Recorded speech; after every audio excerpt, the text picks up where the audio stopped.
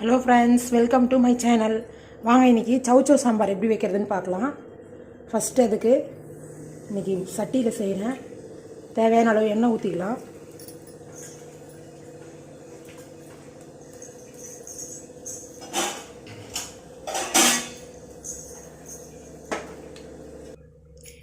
எண்ணெய் நல்லா காஞ்சதுக்கப்புறமா கடுகு கொஞ்சமாக சேர்த்துக்குங்க.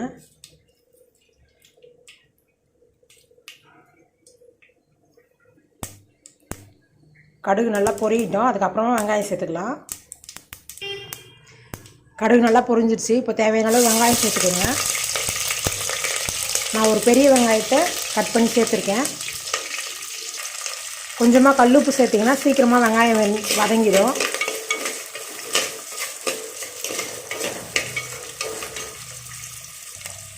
வெங்காயம் நல்லா வதங்கினதுக்கப்புறமா தேவையான அளவு தக்காளி, நான் ஒரு 3 தக்காளியை கட் பண்ணி சேர்த்துருக்கேன். கொஞ்சமாக மஞ்சள் பொடி சேர்த்திங்கன்னா சீக்கிரமாக தக்காளி வதங்கிடும்.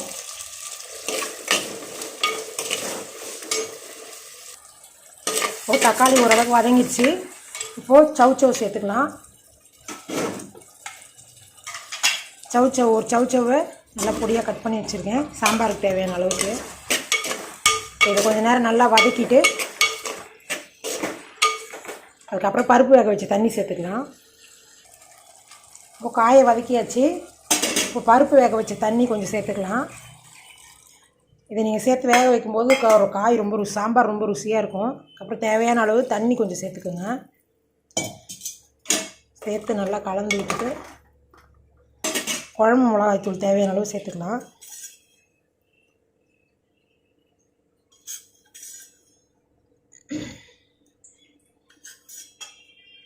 இப்போ காய் வெந்து நல்லா மிளகாத்தூள் வாசம் நல்லா போனதுக்கப்புறமா போனதுக்கப்புறமா பருப்பு கடைஞ்சி ஊற்றலாம்.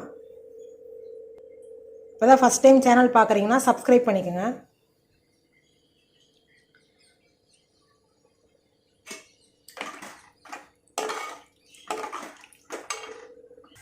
இப்போ பார்த்தீங்கன்னா நல்லா கொதிக்குது. காய் வெந்து மிளகாய் நெடி அடங்கினதுக்கப்புறமா பார்க்கலாம்.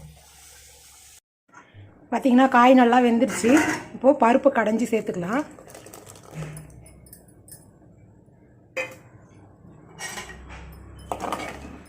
நல்லா இதை கிண்டிட்டு அடுத்து புளி கரைச்சி சேர்த்துக்கலாம்.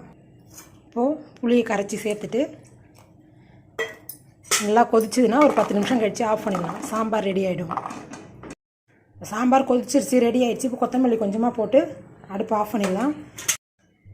உங்களுக்கு இந்த வீடியோ பிடிச்சிருந்ததுன்னா லைக் பண்ணுங்கள், கமெண்ட் பண்ணுங்கள்.